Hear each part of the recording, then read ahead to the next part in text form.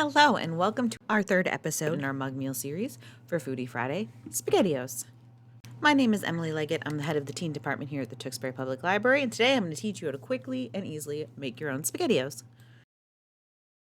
Two important things to note before we get started. This is a list of ingredients you are going to need, as well as a mug, and all timing is based on my microwave, so you may need to test out what timing works best for your microwave.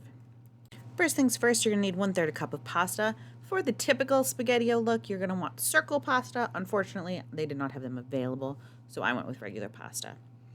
After that, you're going to add 1 cup of hot water. Highly recommend not doing it over a paper towel like I did, because then you won't have the mess that you see forming under my mug. Another important thing to note, you want to do this in a wider mug or temporarily use a bowl first, because once you boil it, the water will rise and will go everywhere if the mug is too small. You will be microwaving your pasta for 3 to 3.5 minutes. You want to make sure your pasta is fully cooked. After that, you're going to pour out the excess water to make sure you just have the pasta left. Next up, you'll add 4 tablespoons of whatever your preferred pasta sauce is. You can use store-bought, you can make your own, whatever works for you.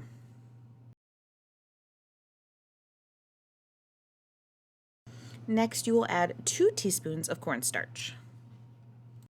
So while I was doing this, I had a 1/2 teaspoon measuring spoon available, so that is why I'm doing more than 2 scoops, but it is 2 teaspoons in total.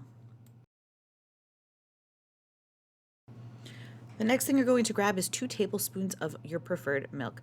You'll see the container looks a little funky. I ended up using buttermilk because it's what we had available. You can use whatever kind of milk you have. Now it might look a little funky, but this is when you're going to mix. You can mix with a fork, you're going to whisk it all together. You're going to see it start to change in its consistency a little bit.